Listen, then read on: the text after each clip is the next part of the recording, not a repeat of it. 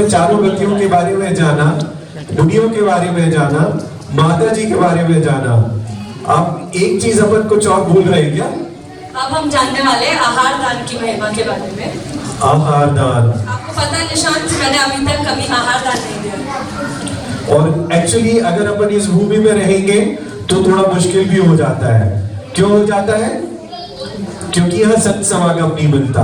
तो इसलिए हम जब भारत जाते हैं तो कोशिश करते हैं कि हम मुनियों के साथ, माता जी के सानिध्य में रहें, वहां पे उनको आहार दान देने की कोशिश करें। उससे आपको क्या लगता है कि मतलब आप लोगों ने अभी तक कितने लोगों ने यहाँ पे आहार दान दिया?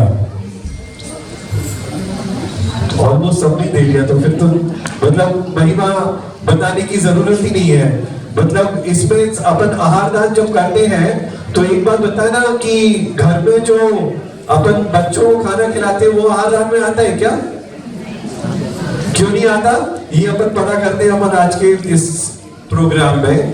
तो ग्रेड 1 के जो बच्चे हैं वो एक बहुत अच्छा कॉन्सेप्ट लेके कि पड़गहन के समय खड़े होकर उस पड़गहन की विधि को भी अपन ध्यान से समझने की कोशिश करेंगे। और उसके बाद उसमें क्या सीखने के लिए है अपन इन सारे प्रोग्राम से, क्योंकि यहाँ पे एक एंटरटेनमेंट अकेला नहीं है, यहाँ पे लर्निंग भी है। यहाँ पे हमारे लिए अपने भावों को सुधारने का, सीखने का बहुत बड़ा मौका भी है। तो इस मौके को ध्यान में रखते हुए अपन अगला स्किट ग्रेड 1 जो कि पाठशाला के बच्चे हैं उनका एक प्रोग्राम आ रहा है।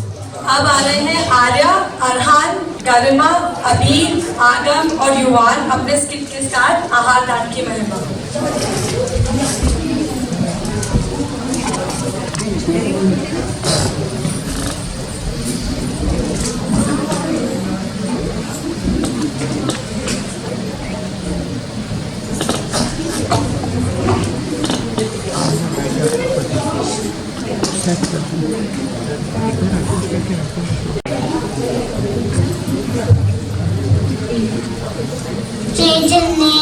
मेरा नाम आर्य हूँ। मेरा नाम अरहान। जय जिनेंद्र में गरिमा में छोटे छोटे बच्चों के साथ आज आहार दान की महिमा और आहार क्यों लेना चाहिए, कितने प्रकार के होते हैं वो प्रस्तुत करने जा रही है। जय जिनेंद्र, मेरा नाम अबीर है। जय जिनेंद्र, मेरे नाम आगम है। जय जिनेंद्र, मेरे नाम युवान। दीदी, हम डिफरेंट फ्लोर्स में विदाउट शूज किसका वेट कर रहे हैं? अरे बेटा, हम महाराज जी माता जी के पड़गान का वेट कर रहे हैं। एक महाराज जी को इतने सारे लोग? हाँ हाँ, माता जी महाराज जी को आहार देने के लिए तो देवी देवता भी तरसते हैं। ऐसा क्या है आहार दान में देने? बेटा, दान 4 प्रकार के होते हैं। 4 प्रकार के होते हैं। उससे पहले मैं आपको बताऊंगी कि दान क्या होता है। दान का मतलब होता है कोई चीज दूसरों को देना, 100 पर का कल्याण करना। जो दान अपने और दूसरों के कल्याण के लिए दिया जाए वही सच्चा दान होता है। वाह, इसलिए हम बड़े महाराज जी को दान देते हैं। हाँ, इसलिए हम मुनि महाराज जी को दान देते हैं। और दान 4 प्रकार के होते हैं। आहार दान, औषधि दान, अभय दान, ज्ञान दान। आहार दान मतलब शुद्ध भोजन का दान देना, जो हम माता जी महाराज जी को आहार कराते हैं। औषधि दान मीन्स हम मेडिकल रिलेटेड जो किसी की हेल्प करते हैं हॉस्पिटल वगैरह जाने में, वो होता है औषधि दान। ज्ञान दान मतलब सबसे अच्छा एग्जाम्पल है ज्ञान दान का हमारी पाठशाला की टीचर्स, जो निस्वार्थ भाव से बिना किसी उसके बच्चों को ज्ञान दान कर रही हैं या कर रहे हैं। और चौथा है अभय दान। अभय दान का मतलब होता है किसी का भय से बचाना। मेरी मम्मी रोज टेस्टी फूड खिलाती है, तो रोज आहार दान देती है क्या? नहीं बेटा, ऐसा नहीं होता। दान हमेशा पात्रों को ही दिया जाता है। पात्र मीन्स एलिजिबल पर्सन। दान पात्र 3 टाइप के होते हैं, उत्तम पात्र, जघन्य पात्र, मध्यम पात्र। उत्तम पात्र मीन्स आप हम जैसे नॉर्मल इंसान।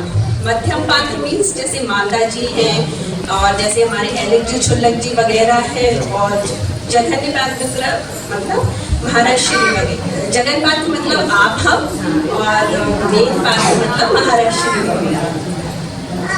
दीदी हम दान इन बच्चों को देना क्या क्या करें गर्भों के क्या।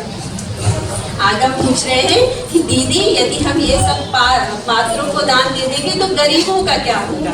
बेटा आपको याद है मैंने अभी 4 टाइप के दान बताए थे, लेकिन उसके अलावा भी एक दान होता है जो हमें अपनी नॉर्मल लाइफ में फॉलो करना रहता है। वो होता है करुणा दान।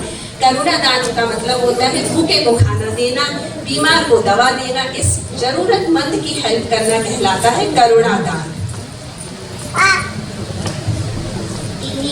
मेरे हाथ में आइफोन है, मैं मनी महाराज को दूंगी या बुद्धि बच्चन। युवान पूछ रहे हैं कि मेरे हाथ में ये एप्पल है, मैं महाराज जी का वेट करूं, माता जी का वेट करूं या किसी भूखे बच्चे को दे दूं। बेटा 2 बात हमेशा याद रखना, एक होता है इम्पोर्टेंट थिंग और एक होती है अर्जेंट थिंग। हमें हमेशा सिचुएशन को देख के ही एनालिसिस करना चाहिए।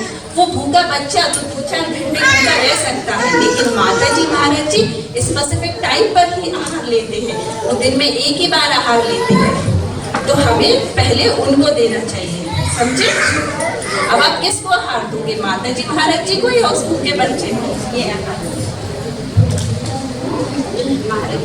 ओके गुड, लग रहा है माता जी आ गई है। चलो चलो चलो माता जी आ गई। वंदा भी माता जी, वंदा भी माता जी। ओह फिर से वही माता जी आ गई है लग रहा है। हाँ आहारों के लिए देख लो भैया, आहारचर्या यूएस में आहारचर्या देखने को मिल रही है।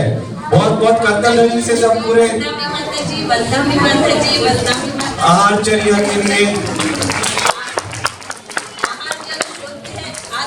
आत्रो माता जी, आहार जल शुद्ध है, आइए आइए।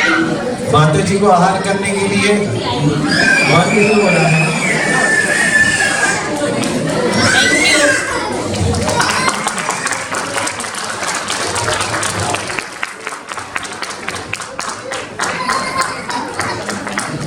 आज तो वाकई आहार दान की महिमा के बारे में बहुत कुछ बताया और साथ में ये प्रेरणा भी मिली कि अगली बार इंडिया जाएंगे तो आहार दान किए बिना नहीं आएंगे।